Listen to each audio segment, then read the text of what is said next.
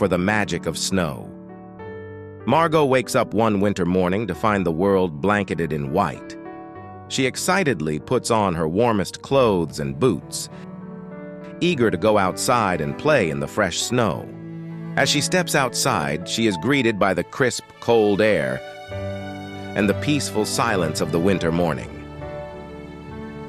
The snow crunches under her boots as she makes her way to the nearby park, where she sees kids building snowmen and sledding down the hill. Margot can't resist joining in on the fun.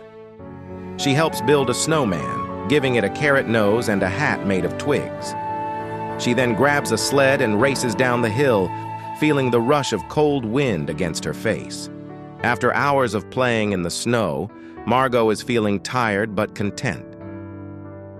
She makes her way back home, where she enjoys a steaming cup of hot chocolate by the fire.